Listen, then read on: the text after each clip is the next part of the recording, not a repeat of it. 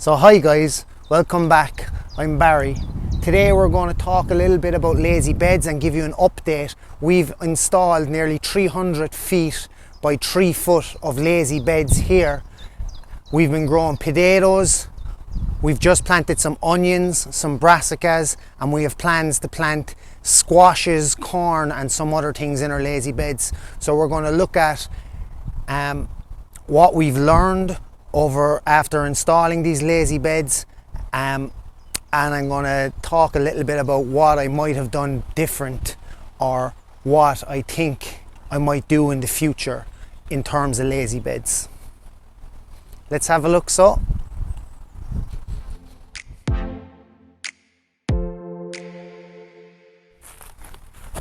hi guys, Barry here, welcome back to the channel. This video is just going to be an update on my last video, the permaculture x lazy bed method of preparing beds. So if you haven't seen that, I'll put a link in the description. You can have a look at that and it'll go through exactly how I created lazy beds and the method from start to finish. So we wanted the least amount of work here when preparing our beds. So we did double dig our polytunnel here to my right, but for the beds outside, we needed to get down a lot of beds fast into this garden. So we wanted to put down as many 40 foot and 20 foot beds to keep them all pretty much the same. So we've put in 5 40 foot beds here and 4 20 foot beds, all using the lazy bed method. So that's just turning the sod on top and planting into it. This was traditionally used in Ireland for potato planting, and we were hoping here to use it for all different types of planting in the first year, but primarily we wanted to put in a lot of beds of potatoes, and hopefully then the potatoes will help break up the soil when we dig out the potatoes, and the microbiology in the bed will eat into the grass, and the vegetation will help us break up the bed, so next year we'll have lovely fine beds. So one of the main reasons I did this as well is it's just time effective, it's cost effective. I didn't want to use raised beds because we didn't want to be digging the raised beds and bringing in timber and other resources that we just didn't have the money for this year. We wanted to put in the beds and have them on grass. So sideless raised beds which were just created using sods.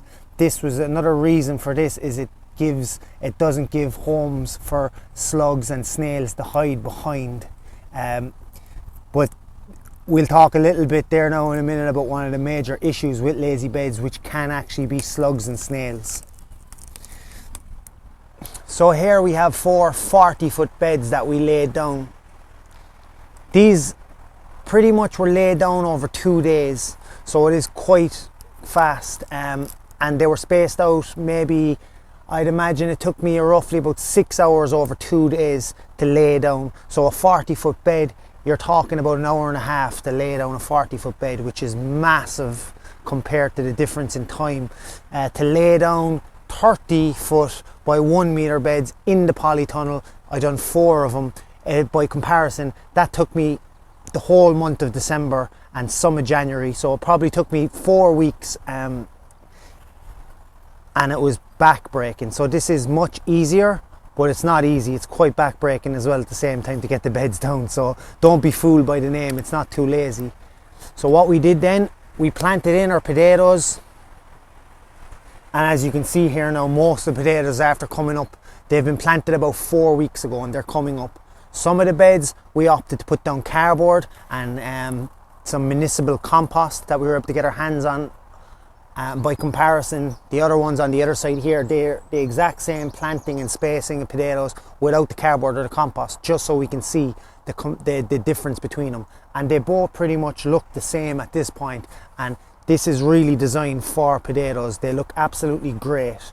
So we've had no issues so far with the potatoes that are planted in here. They all came up and up through the soil within a couple of days of each other. There's no issues there so far.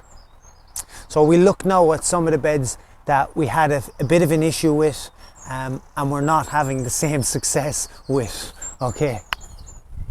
So if you've watched the first video on the putting down the lazy bed, you'll recognize this was the very first lazy bed that we put down.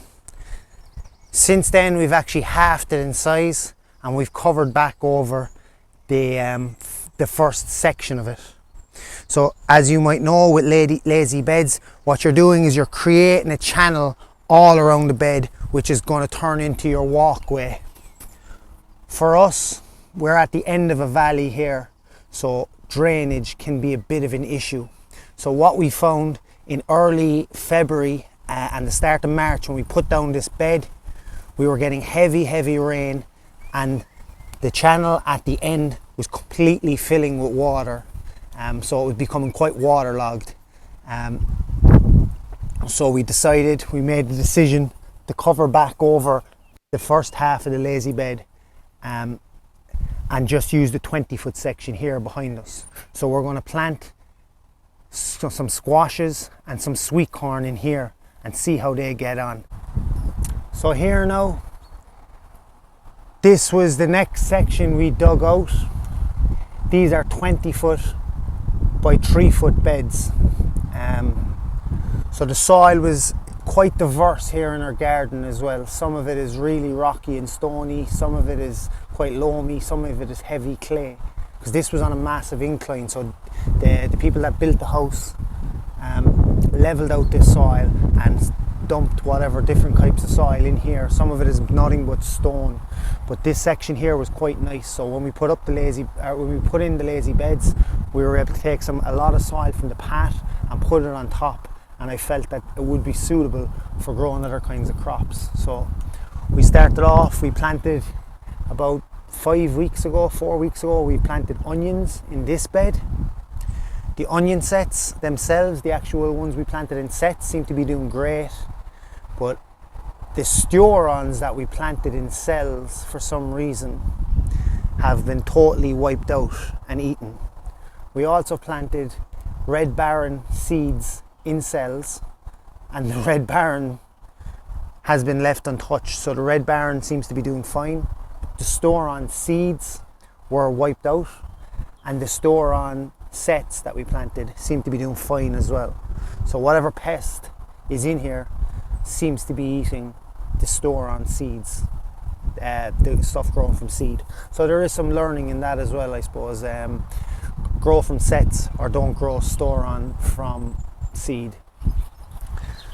So some of the beds behind me here as well, I decided to allocate 2 of them for brassicas, one for overwintering brassicas and one for summer brassicas. They haven't been so successful so far. We had them covered over, but they're slugs. There's quite a lot of slugs here in the garden. They seem to get in and they wiped out the brassicas overnight. So my solution for that, I'm just going to have to be quite vigilant. Some of the grass here, my plan was not to mow too much of the lawn. I wanted to make some wildflower meadows rather than maintaining lawn down here. It doesn't kind of make sense for me. So we're going to cut some of the grass around the beds. We're also going to use things like bear traps, but we're going to have to make a few nighttime trips down here, especially when it's raining or the weather has been wet during the day. I'm just laughing now because there's actually a robin landed on top of the camera as I'm speaking.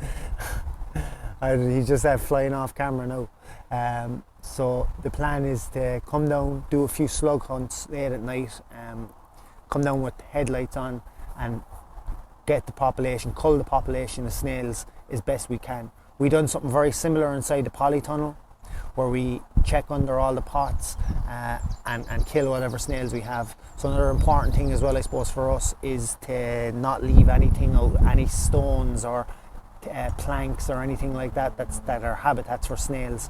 But I suppose at the same time then as well, this is kind of counterintuitive to what I was just saying. If you want to put like a plank down as a habitat for snails to come and live underneath, or slugs to go live underneath, come down every day, turn the plank over and kill whatever snails and slugs are underneath that plank. So it's a good way to trap them there as well. So we have one other type of lazy bed that we installed here as well, and that's over here behind us, and I'll give you a quick look at that now. So this lazy bed that we installed here is quite different from the rest of them. It's just over 6 foot wide and it's about 24 feet long. So this was done using a slightly different method. So the sods were taken up and just turned completely over and moved along in a line. I'll put some photographs in to give you an idea of how we created this lazy bed. So there's no trench around this, because this is another problem area here for us with drainage. I just felt if I put in a trench here, water would hold. So we wanted to avoid that here. That was then completely mulched over with manure. And this is going to be my pumpkin patch and another bed for sweet corn. So because sweet corn is wind pollinated, we wanted a big block more so than a bed. So we wanted to plant our sweet corn in here and plant our pumpkins as well in here and give them that little bit of space to grow. I'm not exactly sure how this is going to work out, but hopefully anyway, it's trial and error. We'll see how it goes. And if we have to make changes next year, that's what it's all about, doing a little bit of learning. So I'm confident enough anyway to say that this will work out. So this is our original lazy bed. We put this one actually in October. I recently just mulched it with some grass, and the garlic in this bed are doing absolutely fantastic. They had some yellowing leaves over the winter from the frost, but they've bounced back and they're absolutely doing fantastic. So this was the first crop as well that we actually planted into the garden when we got here, and I'm really impressed with how it's going, and I'm excited for the garlic for when it comes out. So if you enjoyed this video and you'd like to see more like it, you might consider giving us a subscribe, as it'll really help us out, and like the video if you enjoyed it. I try to post every week if I can, but it is April now and things are pretty hectic, so I'll try my best to get the videos out. Thanks very much guys, happy gardening, hope to see you again soon, bye. Say bye Kevin.